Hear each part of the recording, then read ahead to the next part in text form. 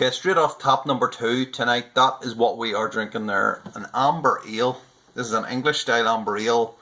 I don't know if there's like a BJCP category for English style amber ales. I know there's an American one, but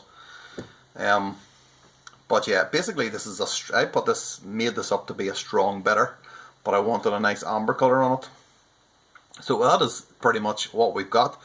Beautiful colour, I mean, come on, look at that. Look at that thing. That is a work of art in itself. Absolutely fantastic. Fantastic bit of clarity on it as well. It's kind of low carbonation on it. I've been kind of turning the gas off on this keg through the week, turning it on at the weekend, and just keeping it topped up, but not on the gas. Definitely not on the gas all the time.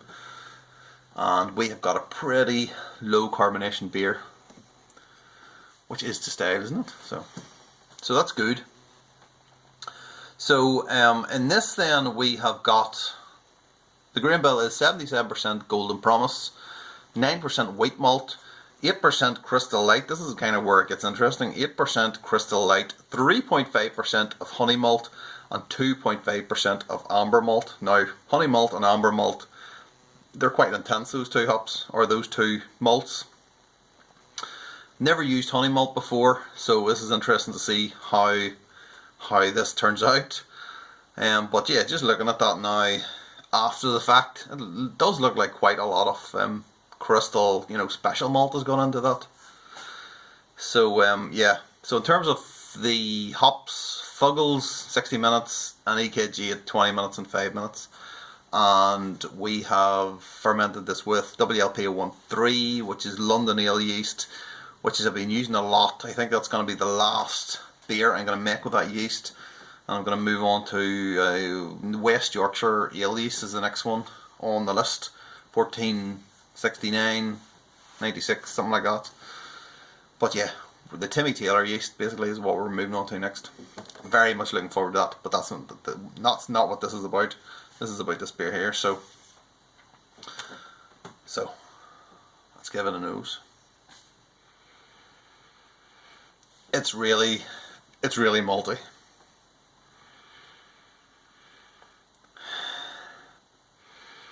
I mean, I can't say for sure, but it smells like very much like a kind of a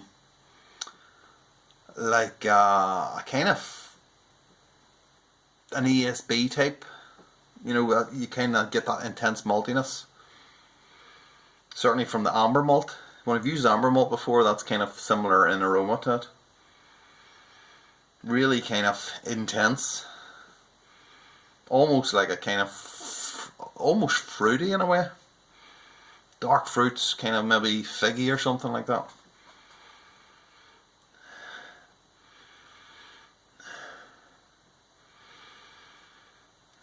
It's not hops.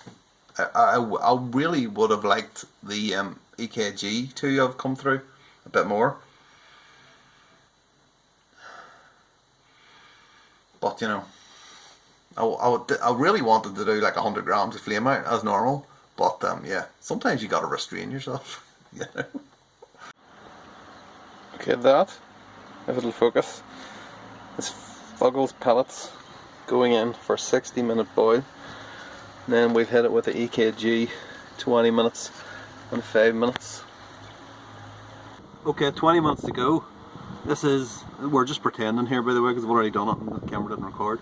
This is about 20 grams, 20 or 30 grams of East Kent Goldings going in. It's a reconstruction.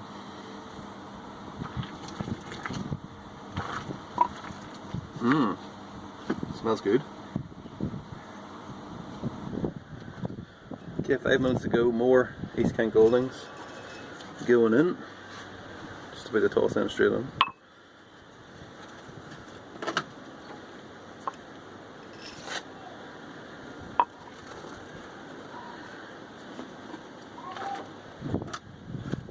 Yeah, it's at 5 minutes. Oh, look at that.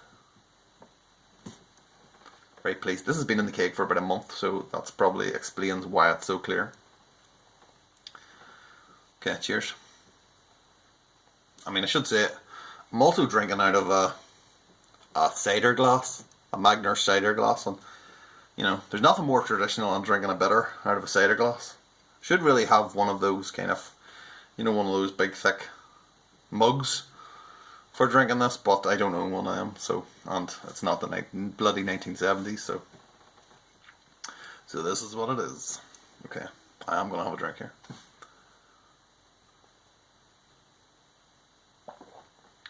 Okay, I can confirm it definitely is low carbonation. It's kind of a light to medium body.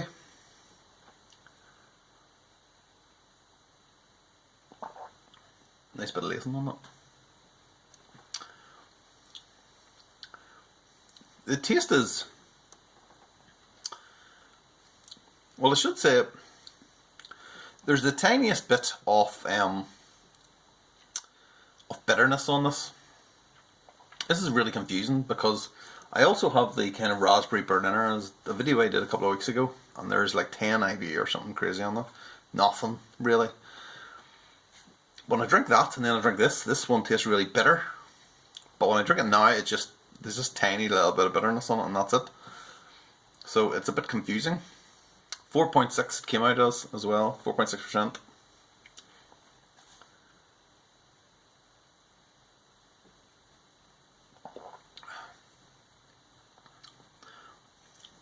The taste is really, it's really kind of an intense maltiness.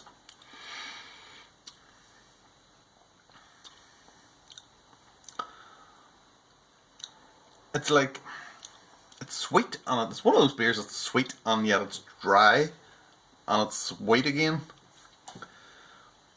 It kind of changes. It leaves this really nice taste in the mouth after it goes down as well too. It almost tastes like brown sugar or something that I'm tasting now. Maybe it's honey, maybe that's actually what I'm tasting. That kind of sugary type of taste after it goes down.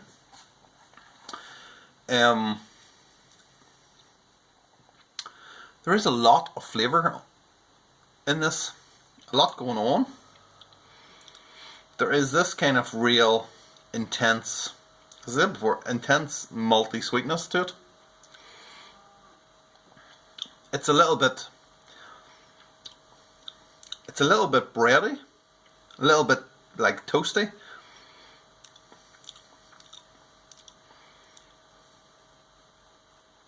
It doesn't quite veer into the kind of dark kind of fruits like the aroma does. It kind of pulls back from that and then turns into the kind of that kind of brown sugar taste, possibly honey. I don't know. I've never used the honey malt before. From what I know from the blurb, which is basically you type honey malt in, you get the same sentence which the manufacturers have put on every single website about this unique hop and all, or unique malt.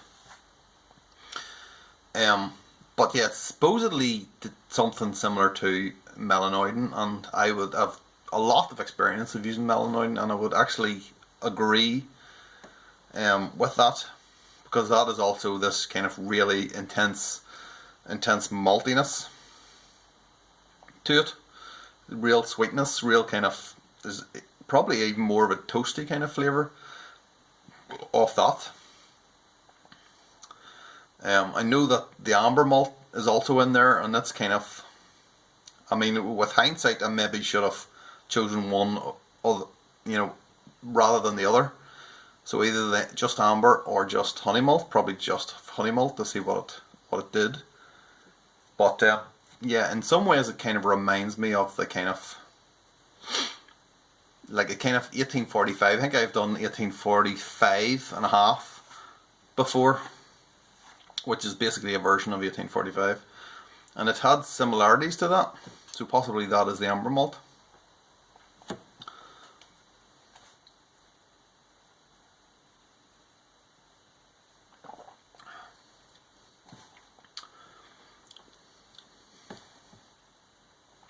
There is just really nice taste after it goes down. In terms of the hops, I'm not really getting an awful lot. Maybe a little bit of like earthiness to it, but it soon goes away. that kind of sweetness takes over. So it's kind of I think this is an okay beer. It's not bad at all. I think it's okay. I don't think it's great. I think it's an okay beer. I think maybe we have obviously muddled up the special malts a little bit. I think maybe it's a little bit, it feels a little bit unbalanced. You know, I want kind of more of the hop flavour, the hop bitterness, a little bit more of the bitterness in there might kind of balance that a little bit more. I mean, this is one of the beers that if you have more than one, it kind of tastes better and better, but then again, like, what doesn't taste better after a few pints? I mean, come on.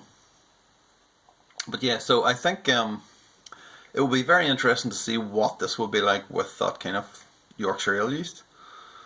But yeah, I think it's okay. I think it's okay. I'm not disappointed, but it could be better, I think. But at least now I kind of know what to expect and what I need to do. I think I know what I need to do anyway. Time will tell. Next time I try and brew this, it should be perfect, right? Put my head in the noose there. Anyway, yeah, I'm gonna go. So, cheers.